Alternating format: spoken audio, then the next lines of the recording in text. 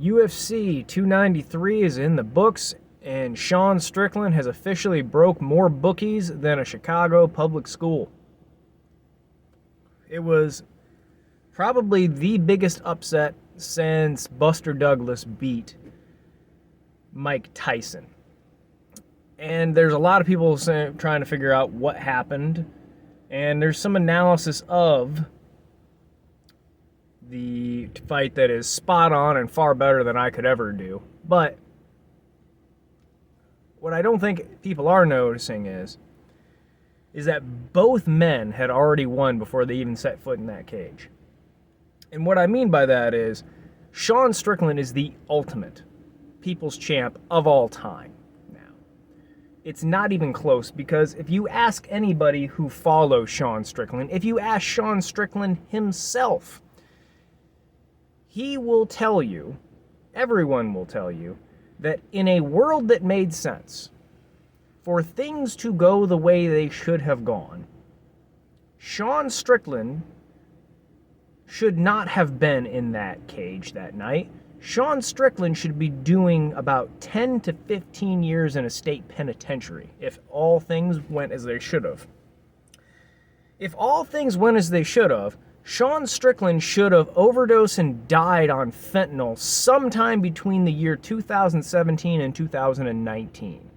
That is what should have happened if the world made sense. But instead, Sean Strickland defied all the odds and became the middleweight champion of the frigging world.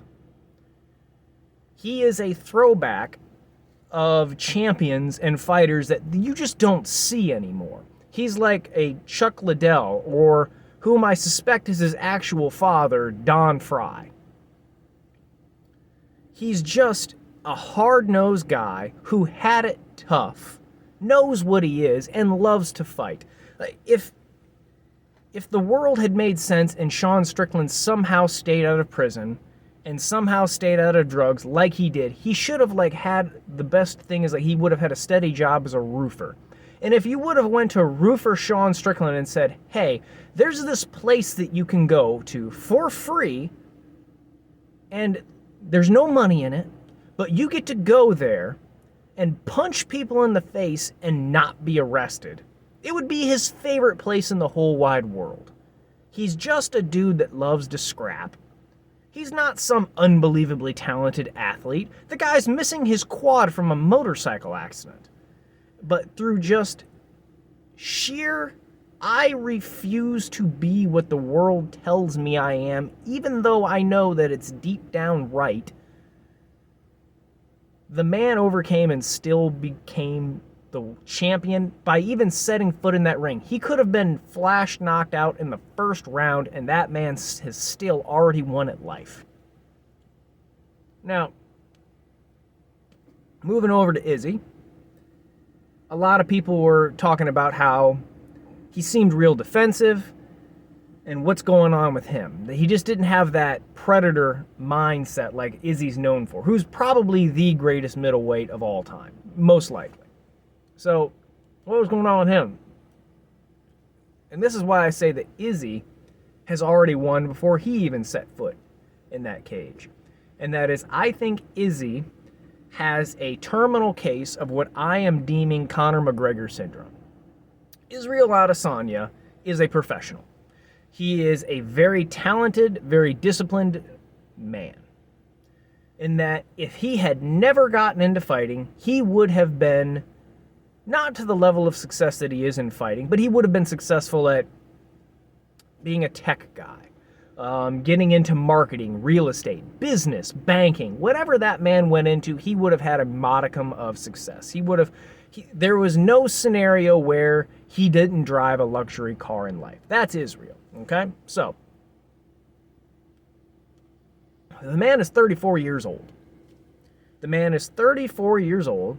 He's been the champion, if not the greatest, for a long time. He's defended his title multiple times. He came back and beat Peta, so that isn't a cloud that's going to be hanging over him for the rest of his life. He's made millions and millions of dollars.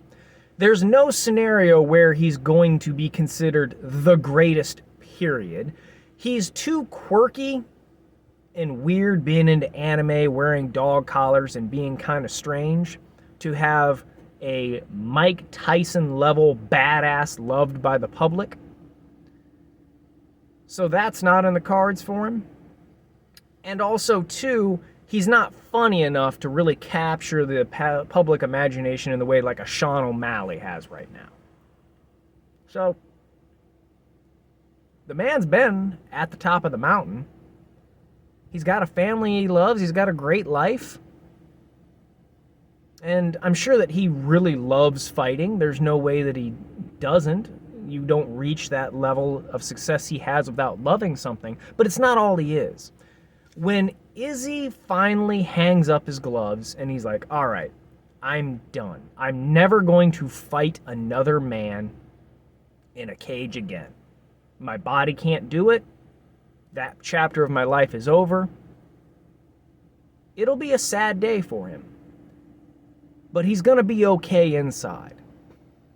Fighting is not part of his essence of who he is as a human being.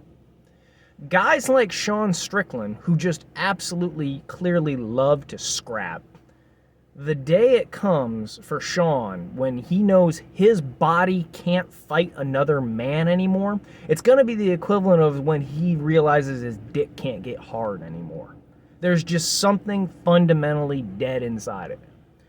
So it's kind of like for Izzy when you have with McGregor. McGregor was coming up when he was broke. He became champ. That guy had just a fire to him of talent and discipline. But then he fought Floyd, made $100 million, broke his leg, and there's all this other shit the man would rather be doing. So that's what I think happened to Izzy. Because if you watched him in that fight, he was very defensive. He did not have that, I'm going to go out and kill this guy, striking mentality that Izzy used to have. I think that his plan was to go out there, and I am quicker than this dude. I have better reflexes than this guy. He's going to make a mistake coming forward. I'll counter and knock him out. I just get the feeling that looking at the man, he doesn't really want to be there anymore. And that isn't a knock on the guy. I'll tell you what, up until this point, I didn't like Izzy. I never liked the guy because he was quirky and weird, but wanted to be taken serious like he played it straight. Now, that's not to where, like, I can't stand him and I want to see him lose and I hate seeing him win. It was just a question of, are you an Izzy fan? I'd say no. But after this one, after seeing him post-fight, how he acted in the ring and how he acted in the interview post-fight, I can say now I like the guy. I'm a fan of it. The guy went out there, got his ass whooped, and he took it like a man. He didn't whine and cry or make excuses or gonna be bitter like you see Conor did post-Khabib. I'll say about Izzy is that he's a real fighter, a real man, of course.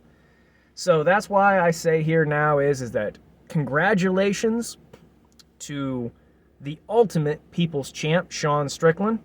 You're truly an inspiration and a hero to every man who's spent a life of getting kicked firmly in the nuts by life. You're an inspiration. And in the event that Israel never comes back, doesn't regain his title, I want to say congratulations to you too, because you have, if nothing else, if you've never fight again, you have had a phenomenal career. You are one of the greatest, and you took, if this is the ending of a chapter, you took it unbelievably well. So it was a perfect Rocky Cinderella story across the board as far as I'm concerned. Absolutely love it.